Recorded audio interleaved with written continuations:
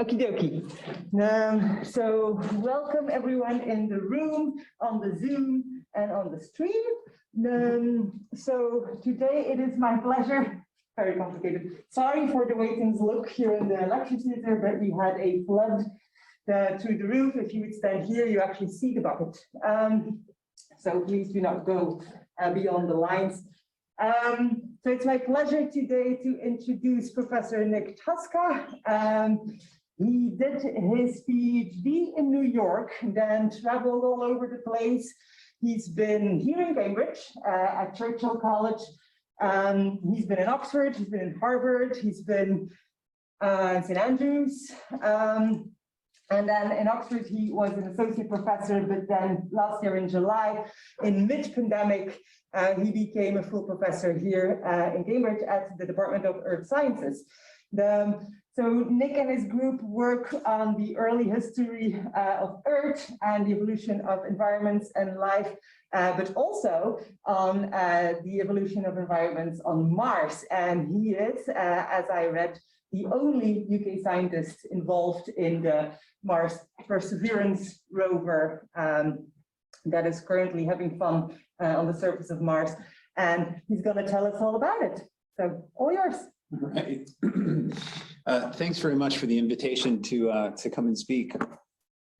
This is the first time I've been to the IoA. Certainly won't be the last. I have the excuse here that I've only been in Cambridge a year, and the year's been dominated by the pandemic. So hopefully we're kind of, well, this is a sign of interacting much more in person. Okay. Here on 50 Bravo. So we have completed our terrain relative navigation. Speed is about. Okay, that's going to be a little bit annoying if the audio is replayed. I was actually going to start with a short clip of the video taken from the cameras aboard the Mars 2020 Perseverance Rover. But for the sake of not annoying you for about a minute or so, I'm going to move past that because of the audio issues. Suffice to say that if you haven't seen the video, it's worth checking out, but I trust that most of you have. The thing that made this mission different compared to other missions that have landed on the surface of Mars is that NASA engineers decided to set up a series of video cameras that could document the entry, descent, and landing phases of the mission. And it was spectacular because the rover landed in such a complicated and breathtaking way. It makes for a great start to a talk, but never mind. So the important thing about this mission is the following. So the scientific motivation is that the rover is looking for signs of ancient microbial life on Mars.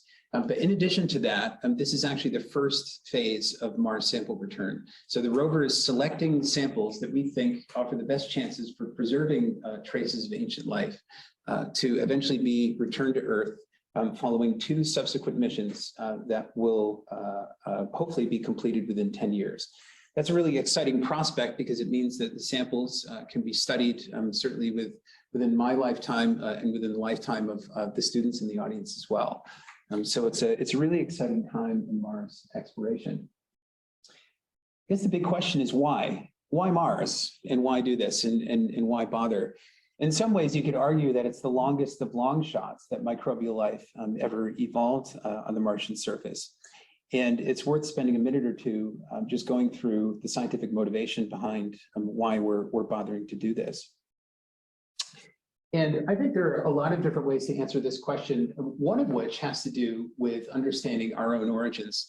So this is a schematic that illustrates a synthetic pathway reported from John Sutherland's lab at the Laboratory for Molecular Biology in Cambridge that illustrates how multiple components, multiple building blocks for life can be synthesized in one reaction network using a finite series of starting materials. So outlined in the schematic here, hydrogen cyanide, inorganic phosphate are crucial to this reaction scheme, as is ultraviolet light. And so the different aspects of the synthetic pathways are illustrated here. So on the one hand, ribonucleotides, the structure of the information carrying mechanisms that underpin life on Earth. the precursors to lipids, the molecules responsible for forming a good portion of cellular membranes or compartments of cells, and the amino acids, the building blocks of proteins, can all be synthesized according to this particular reaction scheme from components that likely existed on early Earth. And this is a really important development because it suggests that we can then move from this scheme and actually ask what environments might have made pathways like this possible. And that's where Earth scientists and geologists start to become very excited. And in fact, these authors, so John Sutherland was an author on this paper led by Dimitar Sasolov, and went a step further in 2020 and suggested a series of geological events, or even a particular environment or type of environment that could fulfill some basic physical and chemical properties that could conceivably generate some of these components according to the synthetic scheme that I showed you in the previous slide. And so that environment, or that sequence of events, starts off with a lake, a water body that might experience some episodes of wetting and drying, as many lakes on the modern Earth and certainly on the ancient Earth do. And that evaporation and concentration allows key reaction products to be concentrated and made accessible to other physical processes, including, say, modification by thermal processes. So, for example, if those salt minerals where those components were concentrated were then heated by intruding magmatic activity or even impacts, some of those products could be converted to far more useful products to aid this chemical scheme and the generation of key building blocks. And of course, if those materials were then introduced back into solution along with sort of wetting, drying cyclicity that could be present in this hypothetical environment, then you can conceivably fulfill some key requirements to make that synthetic pathway work. Now that's really exciting because it helps us imagine environments and geological processes that could facilitate this kind of chemistry. But the question is, what environments could have facilitated these pathways on the early Earth? I mean, are environments like this, or did processes like this happen? I think in general, the answer is yes, but we would like to come to this conclusion on the basis of observational constraints. And so we would like to understand the dynamics of early environments on the Earth and on other planetary bodies to know more about how chemical pathways to the building blocks of life could have functioned. And in order to do that, we need to access a portion of the geological record that's as old or nearly as old as the Earth itself. And so there's a school of thought out there that the origin of life took place at some point after what could be referred to as the last planet sterilizing impact. So the last impact that was big enough to pretty much wipe anything out of existence. And so that may have occurred in some broad window at around 4 billion years or so, perhaps earlier, perhaps even later. And so the question is, can we get sedimentary rocks that record these environments? Can we study those environments and understand what environments on the early Earth were like? There's a problem in doing that, in that we are fundamentally limited by the sedimentary rocks that are that old.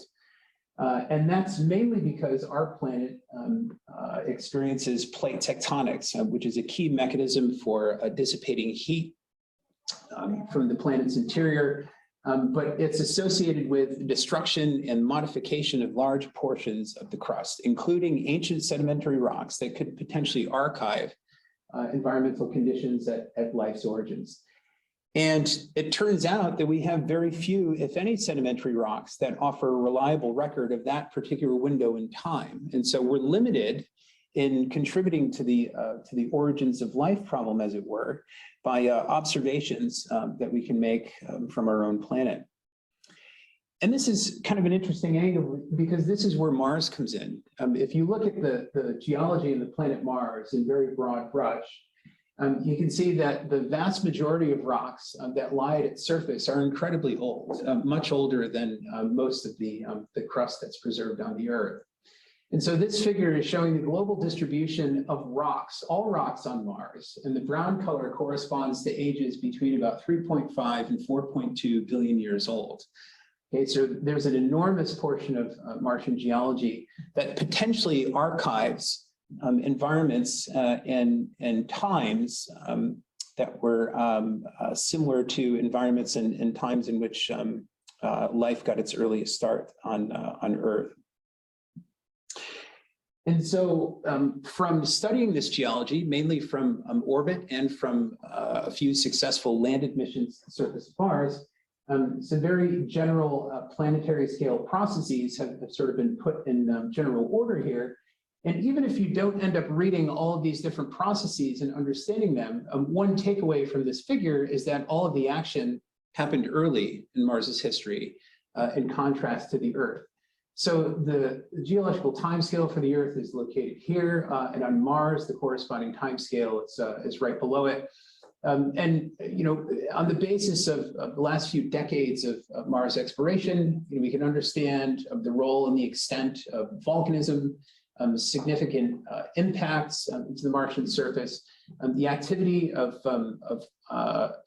liquid water in shaping and modifying features at the Martian crust in the form of intermittent valley networks and outflow channels. And then, of course, minerals that were formed or need to be formed in the presence of liquid water. And this is quite an important constraint because the minerals can be detected using vibrational spectroscopy from orbit. And that can actually help us understand the extent of environments that hosted liquid water and what the general chemistry of those environments might have been. And so the story here is that there are a lot of phyllosilicate minerals, which are related to clay minerals, the type of minerals that you can find in soils, and actually a great variety of sediments and rocks on the Earth's surface today. And then there's a significant amount of sulfates and other minerals that are classified as salt minerals, basically the type of minerals that form when water bodies are evaporated to dryness.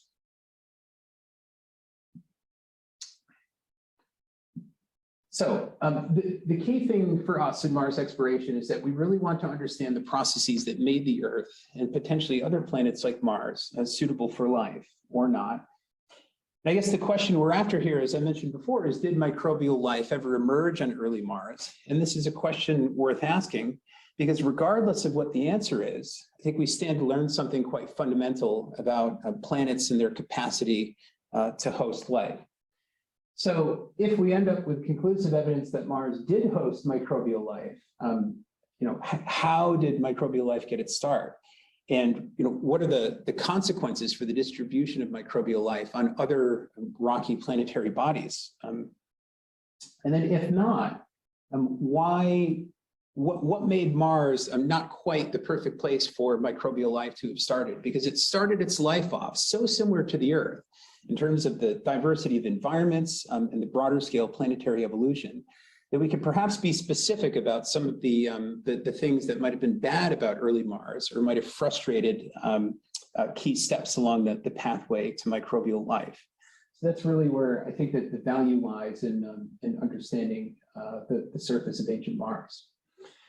And I guess the suitability of Mars for life, for me, starts with a problem that's probably familiar to many of you, which is the faint young sun problem.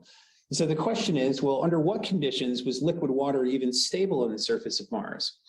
And this has been a problem that has attracted the attention from scientists for decades. But this is a figure nicely summarized in a 2016 paper that's drafted after some figures that Jim Casting put together, where he showed that a CO2-rich atmosphere on its own was likely incapable of producing enough of a greenhouse effect to warm the surface above the freezing point of liquid water. And so there's an altitude temperature profile here showing the results of the standard radiative convective model that Jim used, and then incorporating the effects of CO2 condensation. And then actually leads to even lower surface temperatures under these conditions. And then, of course, temperature pressure profiles at a variety of solar luminosities in comparison to today with the saturation vapor pressure of CO2 shown for reference. So the key thing is that greenhouse gas components are required, perhaps in addition to CO2, in order to have warmed the surface of early Mars above the freezing point of liquid water. There's a lot of discussion on this topic, and it's difficult to really constrain the identity of these species because most of the atmosphere has vanished. The pressure of the current atmosphere is about 6 millibar today. Nevertheless, even though there's some difficulty in understanding the physics behind how liquid water became stable, there's an extensive record of sedimentary rocks that suggest that water was stable periodically and for geologically significant amounts of time.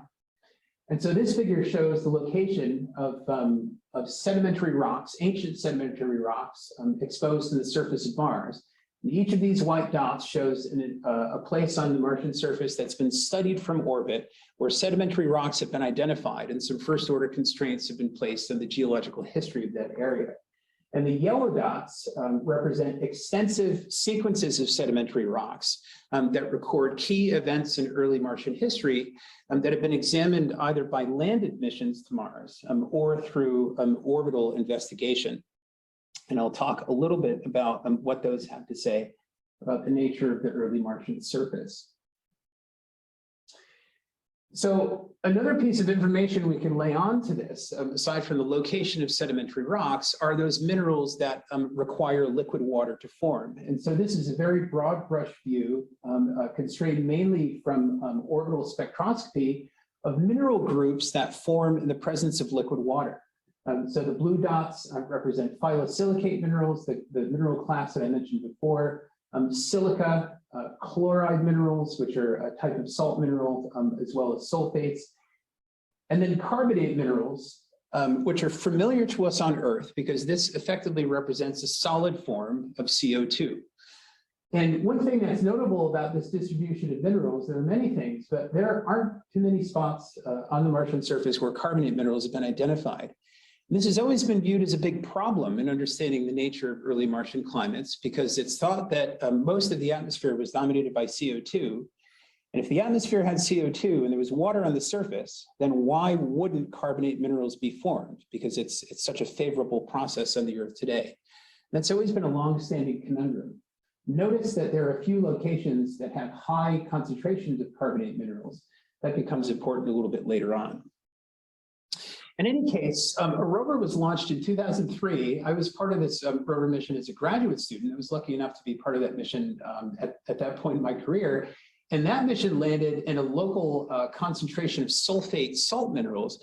And we walked away with the conclusion after looking at those ancient sedimentary rocks that the planet was characterized mainly by salty water. And even more than that, the minerals that were present in those rocks required low pH, so really acidic conditions to form. And certainly the geochemists, myself included, walked away from that study or those studies with the conclusion that Mars might not have been a great place for life because of the highly saline and highly acidic conditions. I guess the biggest question was, well, was the whole planet characterized by acidic waters? And what were the chemical dynamics of these ancient environments on Mars? How long did the acid water last? And where's the evidence of waters at slightly higher pH that's really more helpful and friendlier to conditions that support prebiotic chemistry and life? And most of all, a question that I mentioned before, where are the carbonate minerals and why aren't there more, especially with a planet that's supposedly dominated by CO2?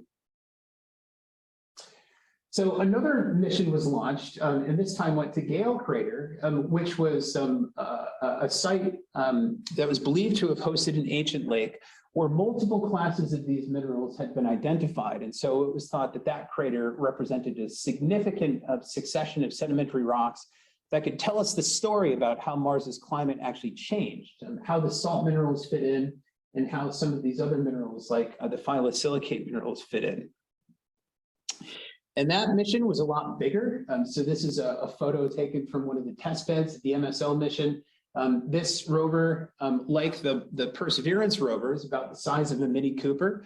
And so the Perseverance Rover is a heritage mission. It borrowed heavily from successful engineered components that were used in this mission.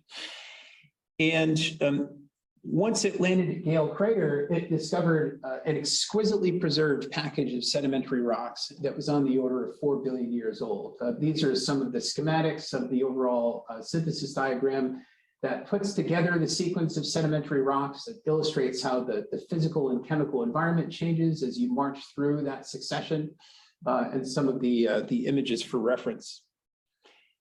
And so the environments in which those sediments were deposited was in fact a lake, but it was characterized by a dynamic redox environment. So the interpretation is that the minerals found in those sediments were deposited in deeper water under reducing conditions, where the supply of reductants was greater than the supply of chemical oxidants, and in the upper reaches of the lake system was more of an oxidized chemical system that was responsible for forming minerals, for example, hematite, where the iron is principally found in the oxidized state. So this is a really important finding because redox disequilibrium is a really important feature of life, an important feature that that can drive many important chemical reactions, and in fact is something that life takes advantage of today. And what's interesting about this environment is that the pH, there are various constraints on the pH, that the pH was neutral, so well within the range in which carbonate minerals could have formed. And this raised another important question about the nature of the early climate. How is it that liquid water was stabilized here, and why aren't there any carbonates? Because now we don't have the excuse of being an acid water where carbonates can't form, because carbonate minerals require a minimum pH to have formed. We were in what we thought were sort of perfect chemical conditions to form carbonates, and there were none deposited at that site. And so this created an even greater problem in understanding the nature of the earliest atmosphere on Mars. So some folks weighed in on this issue and suggested that, well, a simple explanation for the lack of carbonate minerals at Gale Crater is that CO2 is just really low.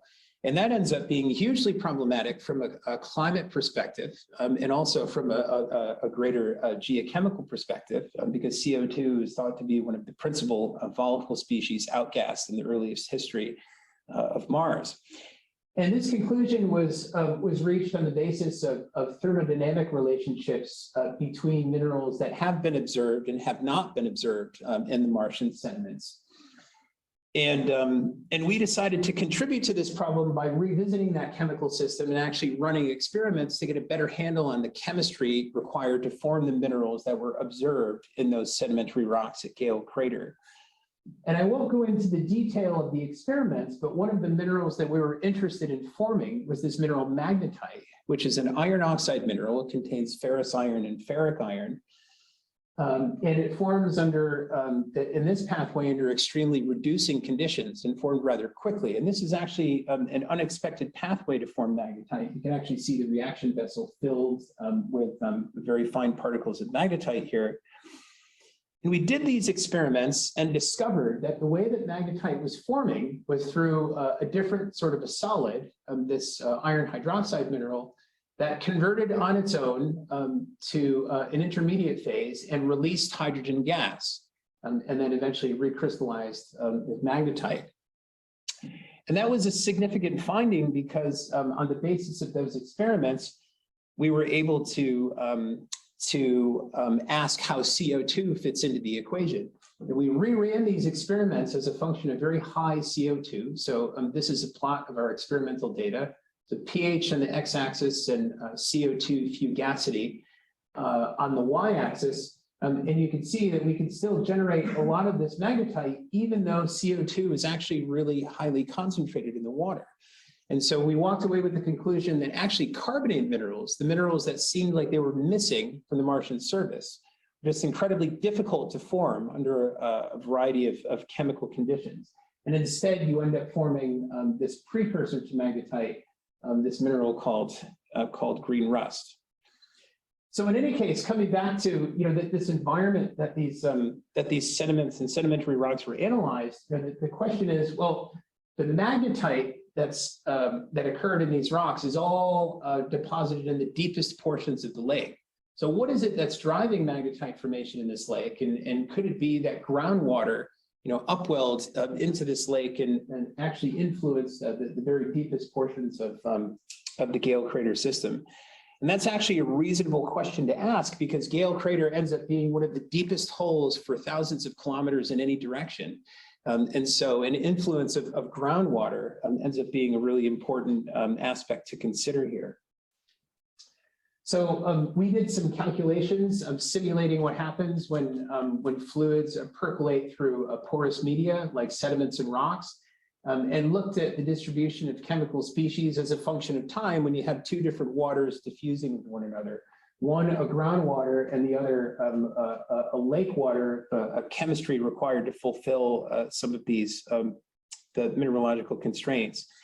And it turns out that you form a lot of magnetite and a lot of hydrogen and not a lot of carbonates. And so this was highly satisfying, because it offered an experimentally calibrated explanation for the minerals that were observed in the Gale crater mudstones. And so this is just a profile of the amount of hydrogen produced as a function of time in these simulations. And so we hypothesized that actually this process could be a really significant source of hydrogen to the ancient Martian atmosphere. And we even did some back of the envelope calculations, sort of extrapolating to other portions of the planet where the groundwater table might have intersected with different impact craters, and suggested that, wait a minute, if you get this groundwater and it mixes with lake water of this type of chemistry, you could produce globally significant amounts of hydrogen, on the time scales of about 10 to the 4 to 10 to the 5 years. And that's really interesting, because there was a recent suggestion at this time that came out of Robin Wordsworth's group, this work with great Pierre Habert, that collision-induced absorption in CO2-rich atmospheres driven by hydrogen interaction with CO2 could potentially be sufficient to warm the surface of the planet above the freezing point of liquid water. So that was sort of a tantalizing conclusion, but of course, owing to hydrogen escape, these conditions can only be sustained transiently. So we could potentially think of a mechanism whereby the early climate of Mars could be transiently warmed before it relaxes back to a relatively cold state. And Robin also pointed out that if the total pressure of the atmosphere actually changed over the course of early Martian history, then you end up inducing a strong coupling between altitude and temperature. And so these climate model simulations show just an example of that effect. So the global distribution of annual mean surface temperatures in this climate model at relatively low total atmospheric pressure. And then what happens at relatively high atmospheric pressure, and you can see that the temperatures correlate very strongly with altitude, or relative altitude in terms of surface features in across the Martian surface. And this is a really important result, and it led Robin to suggest that, well, if you could only somehow transiently warm the early climate of Mars, then potentially what would happen is you would induce this strong coupling between altitude and temperature, whereby the higher elevations would be colder and the lower elevations would be warmer. And then you can drive transient events where you could source water from melting snow and ice, and through transient oscillations of this type, you could potentially explain a lot of the geological evidence that's been observed across the surface of Mars. And so this has been dubbed the icy highlands hypothesis, because most of the southern portion of the planet lie at relatively high elevation compared to the north. And so this is potentially a satisfying result that came out of climate modeling that's potentially consistent with our experiments and geological constraints. But we're still interested in understanding what might have triggered melting, or what might have triggered the increases in temperature to eventually start melting ice and generate the water you need to potentially even generate hydrogen, according to the mechanism that we just discussed. And there are plenty of potential triggers: volcanism impacts, variations in obliquity, for example. but at the moment they're relatively unconstrained in this context.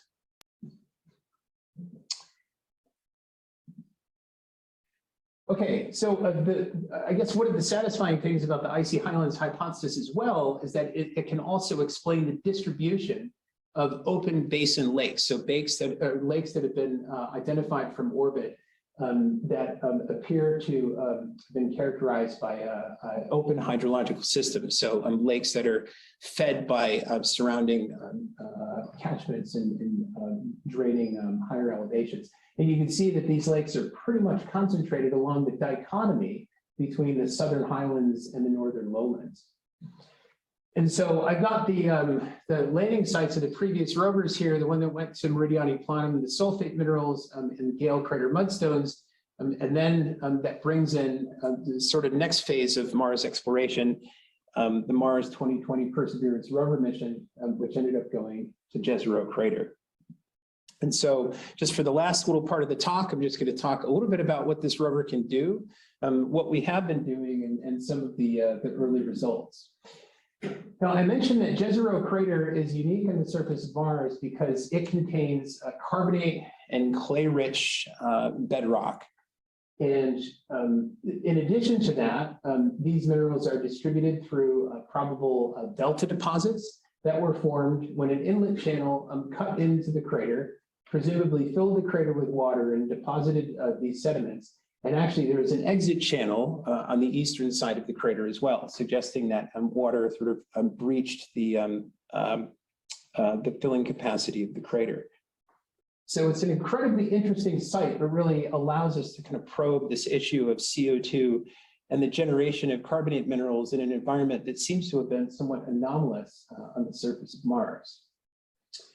So a little bit about the rover itself. So you may know that the rover is equipped with about 23 cameras, and these cameras serve a variety of purposes, engineering purposes, and the high resolution cameras embedded at the top of the mast are mainly devoted to scientific investigations. And then of course, cameras that documented the entry, descent, and landing, as I mentioned at the very beginning of the talk. Just a couple of instruments of note. There's a 3D panoramic set of cameras called Mastcam Z, and then an instrument aboard the top of the mast called SuperCam, which actually uses laser-induced breakdown spectroscopy. It fires a laser at targets up to about 7 meters away. It can measure the excitation response of the target and work out a chemical composition of targets remotely. And that's really important in an exploration context. In addition to those instruments, there are two instruments that are located at the end of the arm. One is Sherlock, which is a microfocus Raman and luminescence spectrometer. This is takes advantage of a form of vibrational spectroscopy that can give constraints on mineral structures and organic materials. As well as an instrument called Pixel, which I'm heavily involved in, which is a microfocus X-ray fluorescence spectrometer. And so together, these instruments allow us to work out the minerals and the chemicals that are present in target areas that are about the size of a postage stamp. And in addition to that, as I mentioned before, the rover carries a sample caching system to allow it to store rock cores. And these cores are about the size of a pencil, and we'll be collecting up to about 30 or 35 of these or so, in addition to anywhere between 6 and 8 witness tubes, so tubes that will remain empty, that have been associated with the rover from the very beginning of its assembly all the way through to the return of these sample tubes back to Earth. So just the very last portion of the talk here, what have we done so far and where are we going, importantly? So the first thing that we decided to do was explore the local geology. So pretty much like any card-carrying geologist would do. And this is another representation of Jezero Crater, but this is a section taken from a geological map that was prepared for the United States Geological Survey. And this is mapping that was performed using orbital imagery and some of the constraints on mineralogy that I mentioned a few slides ago. You can see the deltaic deposit and the inlet channel here. The deltaic deposit is mainly in this color blue. And this is the floor of the crater. And the landing site was right here, adjacent to what's called a contact or a boundary between two geological units. So this red unit and this sort of beige unit here. And you can see that this red unit in places looks like it's embayed and intruded this crater floor, this beige unit. And so the first thing we thought would be sensible to do would be to investigate this sort of salmon-colored unit here and understand its relationship to the crater floor. So we haven't even gotten to the delta deposits yet, but we expect to in the coming year or so.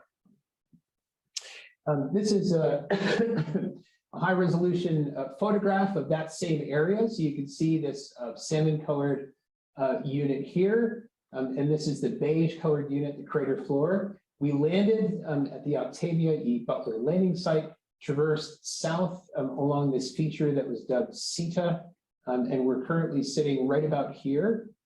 The plan is to circle back around to finish exploring this region and traverse towards the delta, this Three Forks region here.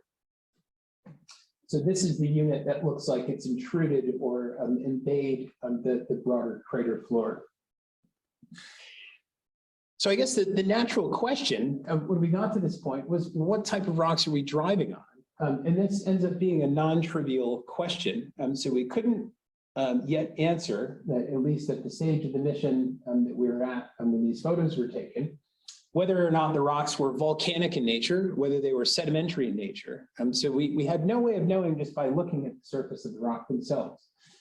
So the protocol that we take when we are choosing to collect a sample is we'll abrade a fresh patch into the rock so we can study the interior of the rock away from the effects of surface alteration, and then drill a core adjacent to that spot under the understanding that the core pretty much represents the same material that we analyzed just a few centimeters away.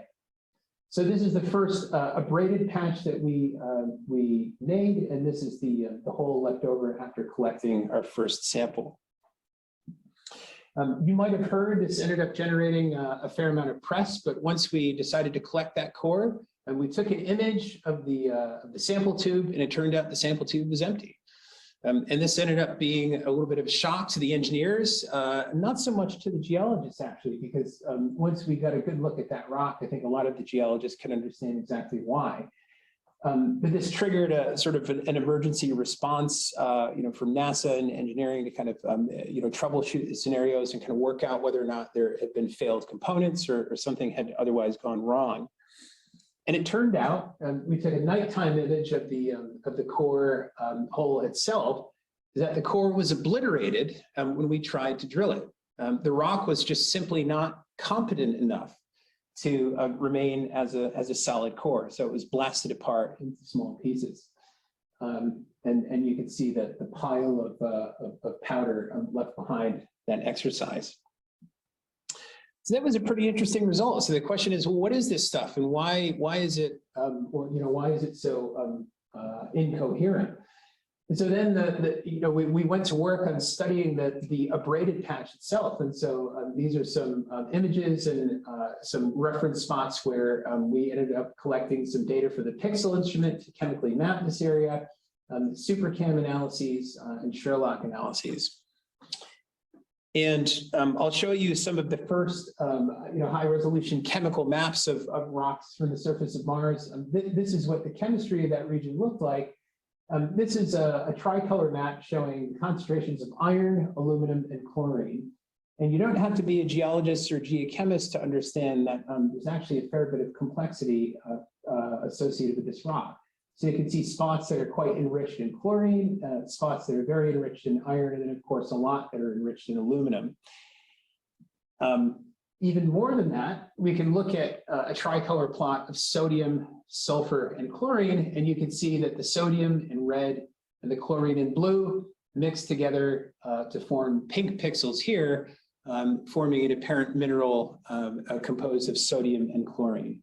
So a candidate mineral is halite, so that the mineral that comprises common table salt, although another possibility can actually be an oxidized chlorine species where sodium and chlorine can be present in the same abundance.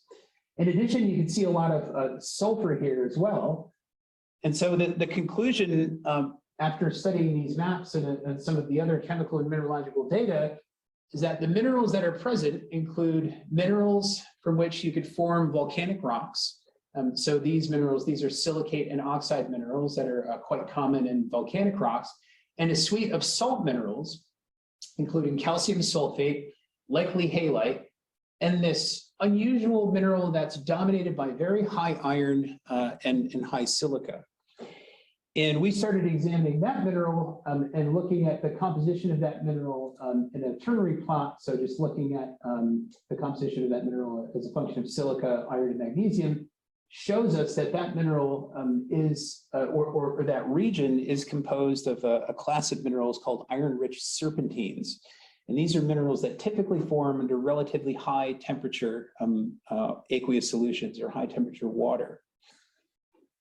And this is a really interesting result. And so the minerals that we believe are present can actually be understood in a thermodynamic chemical context. And this is just an example calculation performed at 200 degrees C and 1 kilobar pressure.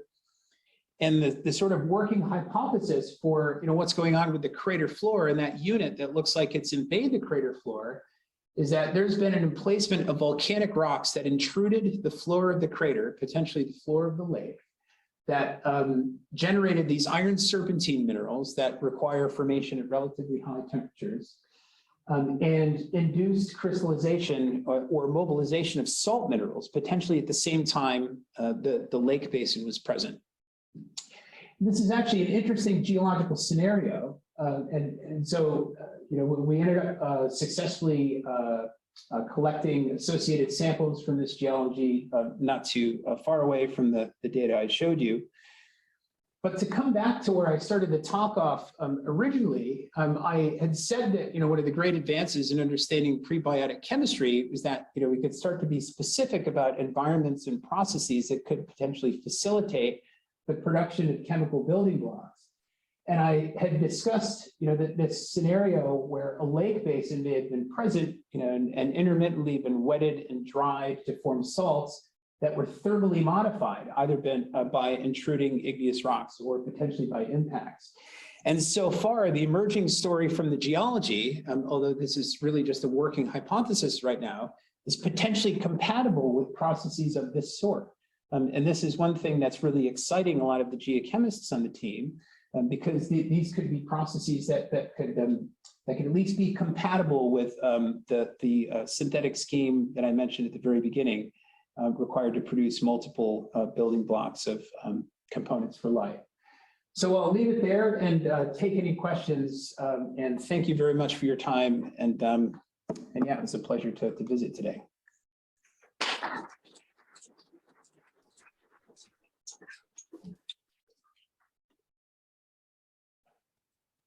Are there any questions? Yeah, you asked me. Thanks for the talk. Was very nice. You showed the image at the beginning about with the distribution of minerals on the surface. And what kind of scale was it? Was it a whole planet or was it? Okay, so I was wondering, could those minerals be there from impacts, or could they derive by some other way? Or was it just far too large scale, far too much minerals? Yes.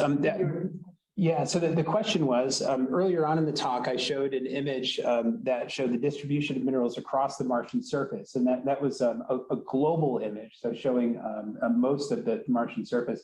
And the question was, could a lot of those minerals have been emplaced or distributed through the activities of impacts?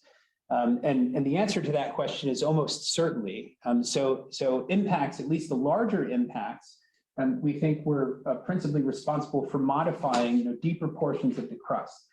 For example, if water was already present in the target rocks, or if some component of water was already present in the impactor, then that could potentially have kickstarted what we call a hydrothermal system, where you've got hot water now circulating in response to the thermal energy driven by the impacts.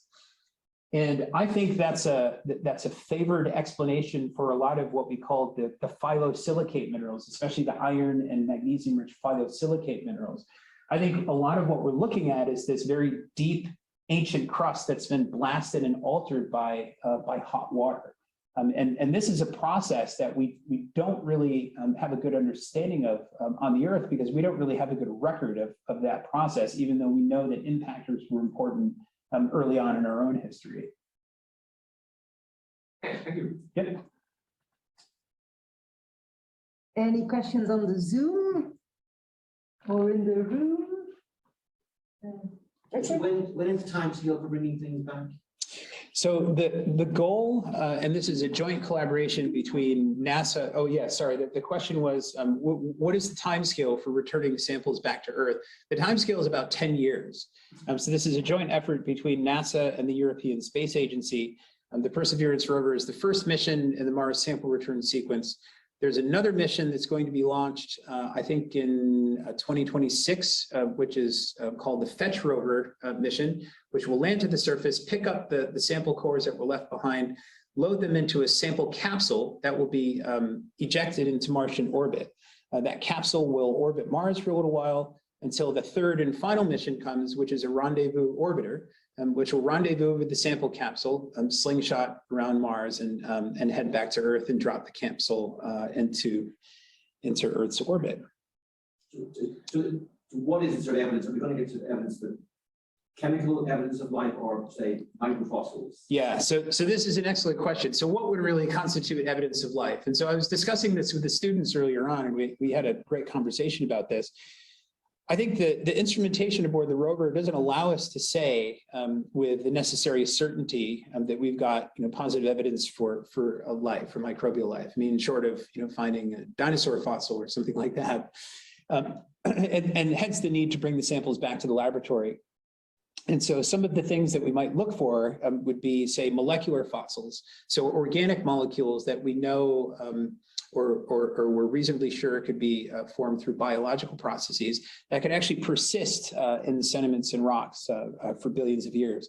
So example molecules that can persist so long are lipids, for example. So we do this a lot with sedimentary environments on Earth. You can extract ancient lipid molecules and get a sense for the type of organisms that were living in the same environment in which the sediments were deposited. So that's an example of the type of analyses that we would like to do with rocks of this sort.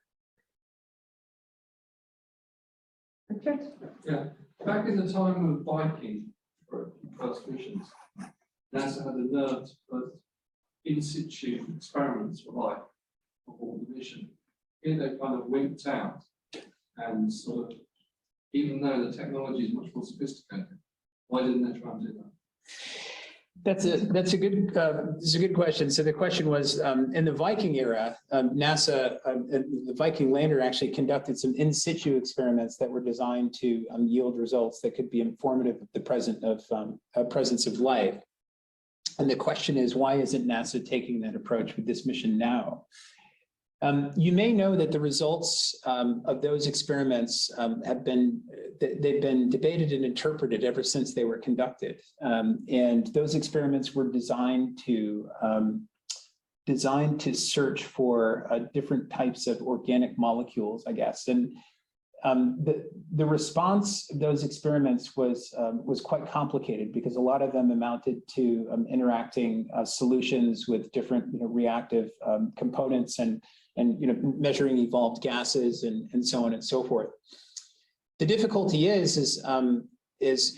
just that those experiments ended up being incredibly, I guess, difficult to interpret. There are so many other chemical compounds that are actually present in just the surface soil on Mars.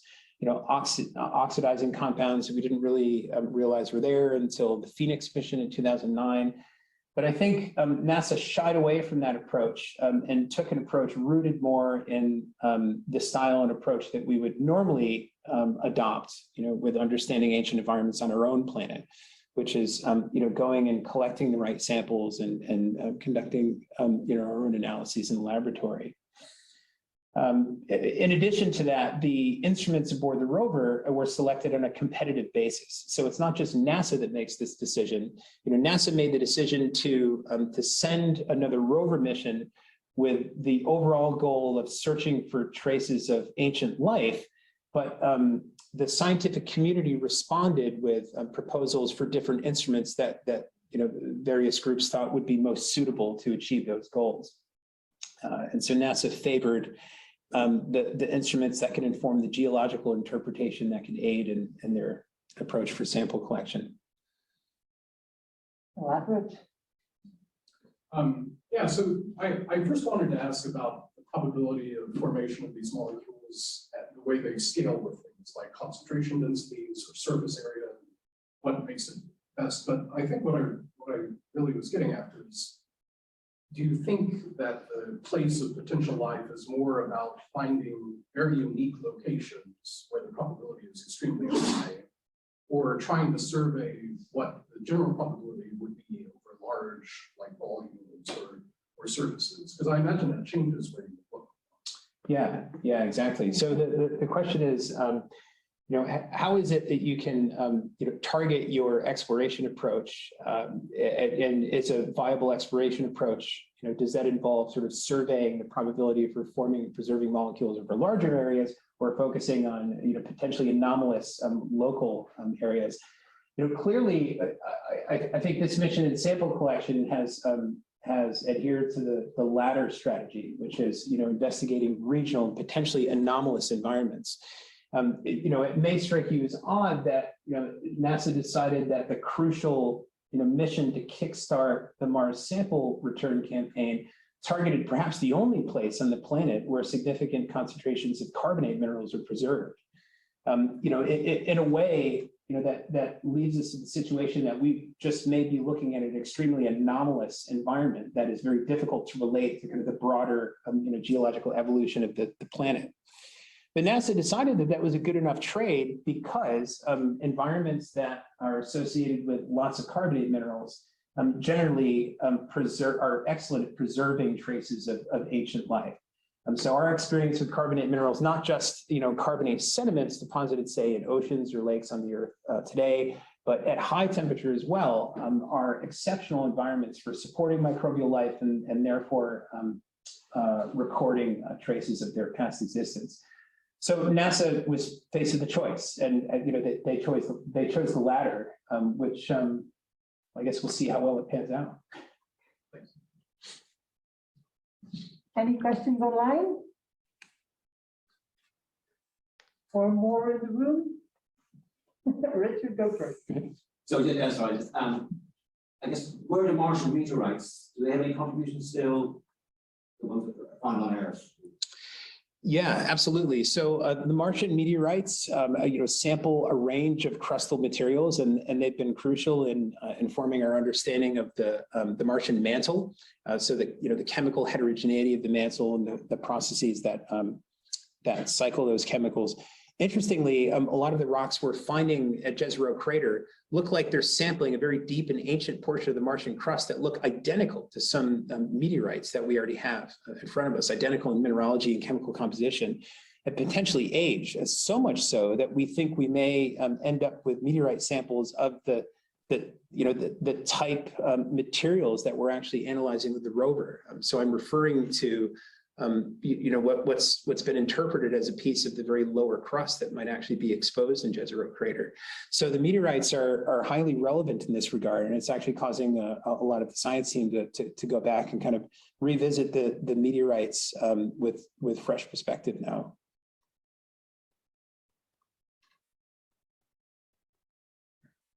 So obviously there's the rock that couldn't be drilled because it's too soft. Is there any interest in collecting samples that are soft like that?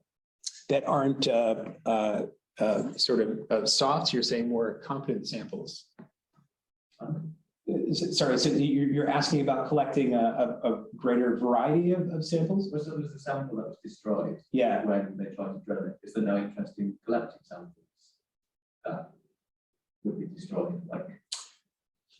Yeah, so this is an interesting question.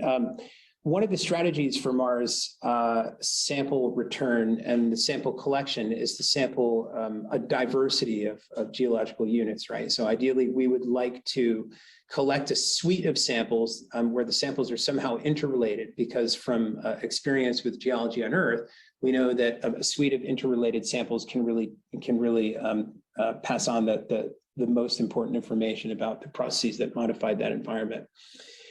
And that necessarily involves collecting materials that aren't necessarily going to exist as coherent cores.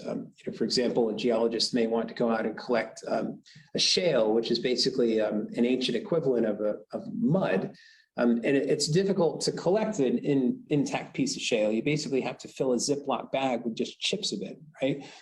The reason why the mission is placing so much importance on intact cores is because sampling intact cores preserves orientation and distribution of minerals in three-dimensional space.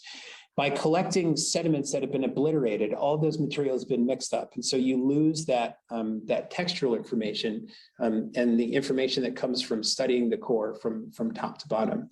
That's one of the reasons why the mission is favoring intact cores, but it may be in the future that the mission is open to collecting poorly or not very coherent materials, because it may be that just collecting some powder might be good enough, even though we know that the powder is all jumbled up and isn't really a rock anymore. That's just a very simple related question. Is it impact drilling or abrasive drilling? Like what is the type of drilling? It's abrasive drilling, so it's got a series of diamond bits on it. So normally, when geologists trim and cut rocks, we use saws that are encrusted with diamonds because they're the hardest materials you can get your hands on. Yeah, so that the bits just abrade and grind through, and we collected now 4 samples successfully, these bits. Okay, we have time for one final question. Let me take that prerogative. So if we were to live on Mars and we would send a robot to Earth in order to study the history, where would you land? That's an excellent question. And some of the geologists on the team pitched this question. So if you wanted to study the ancient history of life on Earth, where would you land? You'd have a difficult prospect because, as I mentioned, there are so few places on the Earth where ancient sedimentary rocks are preserved. I think you'd have a really tough time of sampling any environments that come close to being as old as the environments on Mars.